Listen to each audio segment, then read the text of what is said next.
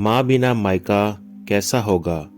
इसी अनजाने डर के साथ जब एक लड़की अपने मायके जाती है तो क्या होता है, आइए सुनते हैं।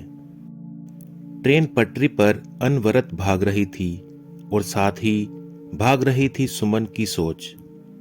खिड़की से बाहर देखते हुए उसे माँ की याद आ रही थी। पिछले साल जब वो इसी तरह गर्मी की छुट्टियों में मायके जा रही थी अपने बच्चों के साथ, तो क्या उत्साह और क्या उमंग थी। कितनी तैयारी करनी पड़ती है साल की सबसे लंबी छुट्टी के लिए। बस समय जैसे कट ही नहीं रहा था। बच्चे भी नानी, मामा, मामी और उनके बच्चों से मिलने को चहक रहे थे। बच्चे तो आज भी उत्सुक थे, पर उसके मन में डर और चिंता थी, क्योंकि माँ अब गुजर चुकी थी और इस बार पहली बार वो उनकी नामौजूदगी में अपने मायके जा रही थी। पापा तो उसकी शादी के 2 साल बाद ही गुजर गए थे, पर माँ ने उसके मायके को संजोकर रखा था। पापा को हर बार मिस करती, पर माँ के होते परायापन नहीं लगा कभी। माँ भी महीनों पहले से ही उसका इंतजार करती, उसे प्यार से बुलाती और कितनी तैयारी करती, और उस थोड़े से दिनों में साल भर की कसर निकाल देती। उसका छोटा भाई अमन और उसकी पत्नी रीति भी अच्छे थे, पर क्या अब भी सब वैसा ही होगा जैसा हमेशा होता था। घर तो माँ के बिना सूना लगेगा ही। कहीं वो हक, वो अपनापन, वो उसके आने की चाह, प्यार कम तो नहीं हो गया होगा।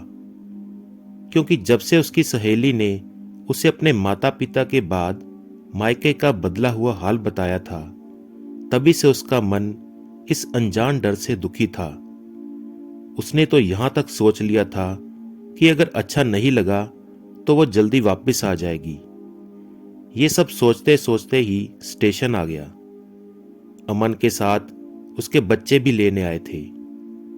घर पहुंची तो जैसे माँ बार बार गेट के चक्कर लगाती थी, वैसे ही रीति को पाया। जब घर के अंदर जाकर देखा तो उसका मनपसंद शरबत तैयार था। कमरा साफ और सुंदर फूलों से सजा हुआ था।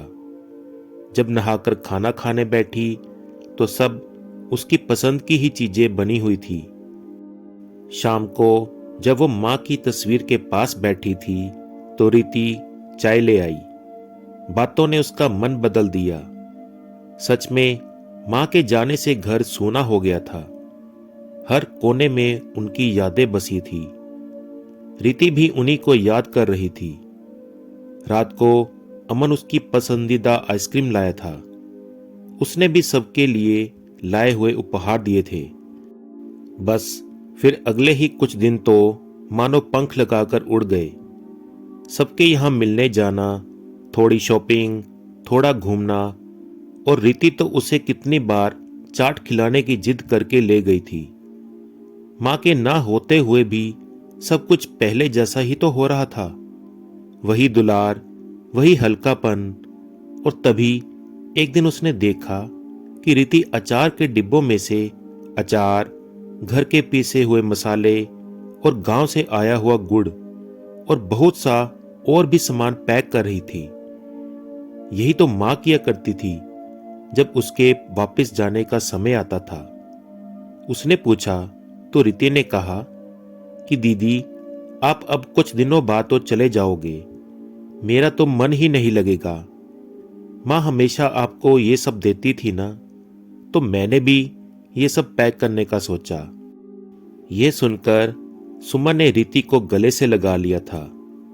अब सारा डर और शक खत्म हो गया था।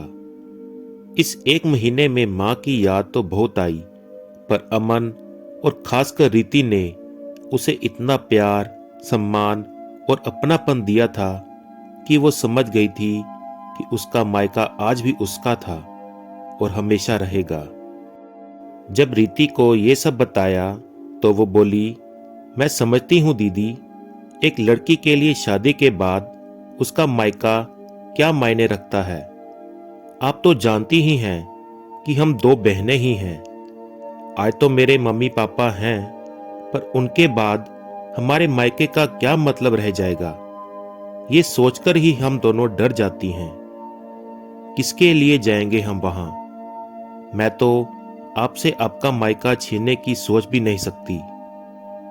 लड़की ससुराल में दुखी हो तब मायका वो जगह है जहां वो अपना दर्द बांटती है।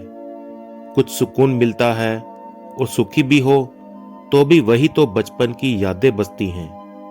जवानी के सपने, मस्ती, अल्हड़पन याद आता है।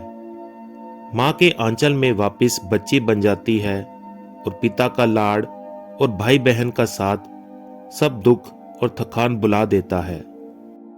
यह सब सुनकर सुमन स्तब्ध रह गई थी। सचमुच जिनकी ये स्थिति होती है उनका डर क्या होता होगा। उसने रीति से कहा कि किसने कहा तुम्हारा मायका नहीं रहेगा? मैं तुम्हारी ननद ही नहीं, बड़ी बहन भी हूं ना। भगवान करे अंकल आंटी का साया हमेशा बना रहे, पर खुद को भी कभी अकेला मत समझना। मां नहीं है तो क्या मैं तो हूं ना। जब मन करे मेरे यहां बच्चों को लेकर आ जाना। कभी अमन तंग करे तो मुझे बताना, और हां, कभी संकोच मत करना। बस अब वापस जाने का दिन आ गया था। उससे ज्यादा तो रीति रो रही थी।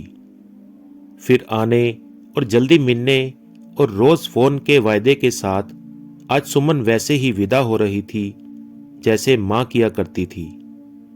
फिर आने के लिए सुमन भाग्यशाली है कि उसकी मां के बाद भी उसके मायके में सब कुछ पहले जैसा ही था, पर सबके साथ ऐसा नहीं हो पाता। कुछ की स्थिति रीति जैसी होती है और कुछ के लिए सब बदल जाता है। पर अगर अमन और रीति जैसे सब हों और फिर सुमन जैसा प्यार देने वाले मिल जाएं, तो मां की कमी रहेगी, पर मां बिन मायका भी कभी पराया नहीं होगा। तो दोस्तों, कैसी लगी आपको ये कहानी? प्लीज़ कमेंट करके ज़रूर बताएं, और इसी प्रकार की अच्छी अच्छी और सुंदर कहानियाँ सुनने के लिए चैनल को फॉलो करना और सब्सक्राइब करना ना भूलें। धन्यवाद। जय श्री कृष्ण।